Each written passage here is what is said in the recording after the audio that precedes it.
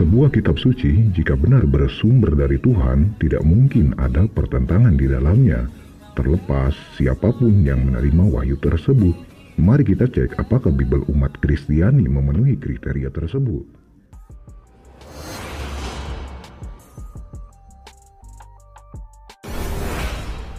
Roma 3 ayat 7. Tetapi jika kebenaran Allah oleh dustaku semakin melimpah bagi kemuliaannya, mengapa aku masih dihakimi lagi sebagai orang berdosa? Kolose 1 ayat 1. Dari Paulus, Rasul Kristus Yesus, oleh kehendak Allah dan Timotius saudara kita. Dalam ayat ini, Paulus dengan lantang mengakui bahwa dirinya Rasul Yesus. Bukan itu saja, Paulus bahkan berani mengklaim dirinya adalah Bapa dalam Kristus Yesus. Seperti dalam ayat 1 Korintus 4 ayat 15, sebab sekalipun kamu mempunyai beribu-ribu pendidik dalam Kristus, kamu tidak mempunyai banyak bapa, karena akulah yang dalam Kristus Yesus telah menjadi bapamu oleh Injil yang kuberitakan kepadamu. Jika Paulus sudah menganggap bahwa dirinya Bapa dalam Kristus Yesus, maka jika merujuk pada ayat berikut ini bisa disimpulkan siapa Paulus. 2 Korintus 11 ayat 31, Allah yaitu Bapa dari Yesus. Mungkinkah Paulus secara tidak langsung mengaku dirinya Allah? Permasalahannya sekarang, benarkah Paulus Rasul Yesus? Padahal bisa ditelusuri Paulus bukan orang yang hidup sejaman dengan Yesus. Bagaimana ucapannya diverifikasi Yesus? Lalu tiba-tiba saja Paulus jadi rasul dan membawa ajaran baru tanpa Yesus ketahui. Mari kita lihat kedustaan Paulus dalam pengakuannya yang saling berbeda-beda. Dalam Kisah Para Rasul 9 ayat 3 sampai dengan ayat 9 diceritakan, dalam perjalanan ke Damsyik, ketika ia sudah dekat kota itu, tiba-tiba cahaya memancar dari langit mengelilingi dia. Ia rebah ke tanah dan kedengaranlah olehnya suatu suara yang berkata kepadanya, "Saulus, Saulus, mengapakah engkau menganiaya aku?" Jawab Saulus, "Siapakah engkau Tuhan?" Katanya, "Akulah Yesus yang kau aniaya itu. Tetapi bangunlah dan pergilah ke dalam kota. Di sana akan dikatakan kepadamu apa yang harus kau perbuat." Maka termangu-mangulah teman-temannya seperjalanan, karena mereka memang mendengar suara itu, tetapi tidak melihat seorang juga pun. Saulus bangun dan berdiri, lalu membuka matanya, tetapi ia tidak dapat melihat apa-apa. Mereka harus menuntun dia masuk ke Damsyik. 3 hari lamanya ia tidak dapat melihat, dan 3 hari lamanya ia tidak makan dan minum. Buat Kristener, silahkan buka Bible-nya. Kita lihat bualan Paulus yang kontradiksi dengan ayat-ayat lainnya. Dalam Kisah Para Rasul 9 ayat 7, yang berbunyi, "Maka termangu-mangulah teman-temannya seperjalanan, karena mereka memang mendengar suara itu, tetapi tidak melihat seorang juga pun." Bandingkan dengan Kisah Para Rasul 22 ayat 9. "Dan mereka menyertai aku memang melihat cahaya itu, tetapi suara dia yang berkata kepadaku tidak mereka dengar."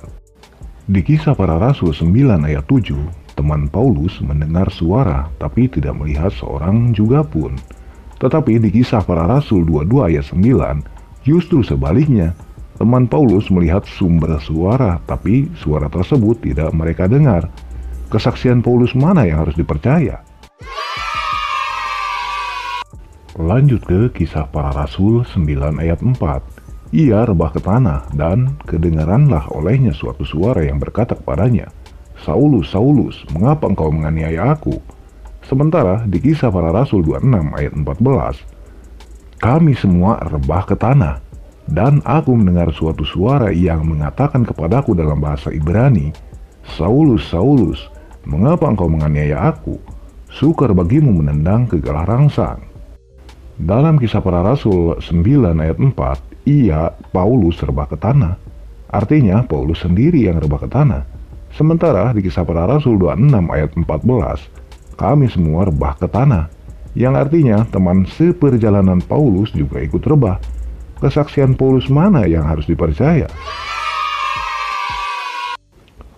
Lanjut ke Kisah Para Rasul 9 ayat 8. Kisah Para Rasul 9 ayat 8, Saulus bangun dan berdiri, lalu membuka matanya, tetapi ia tidak dapat melihat apa-apa. Mereka harus menuntun dia masuk ke Damsyik.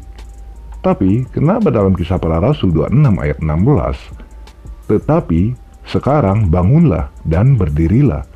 Aku menampakkan diri kepadamu untuk menetapkan engkau menjadi pelayan dan saksi tentang segala sesuatu yang telah kau lihat daripadaku, dan tentang apa yang akan kuperlihatkan kepadamu nanti.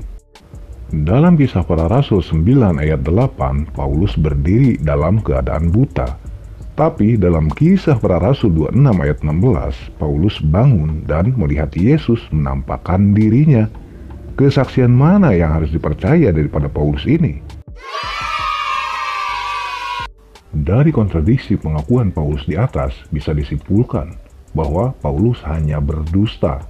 Bahkan bisa jadi dia rasul palsu, karena pengakuannya saja sudah beda-beda. Apakah bisa dipercaya omongan orang pelin-pelan? Apalagi bila kita lihat perkataannya yang seolah-olah memiliki otoritas tertinggi selayaknya Yesus.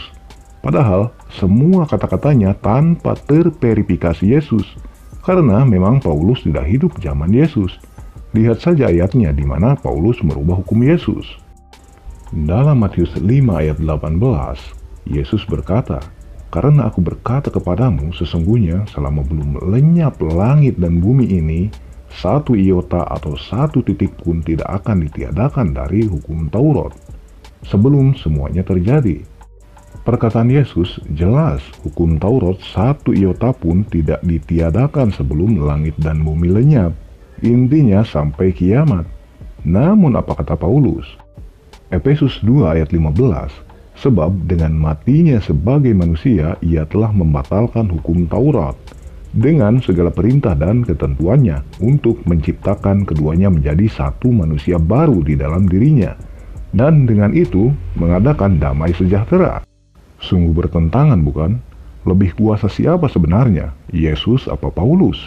Inilah yang tidak mau dipikirkan umat Kristen, bahwa sesungguhnya ajaran mereka saat ini hanyalah berasal dari sosok pelin-pelan yang bernama Paulus, yang tidak jelas kesaksiannya benar apa tidak.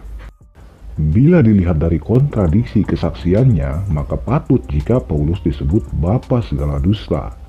Salam akal sehat. Jangan lupa dukung kami dengan cara share, like, and subscribe.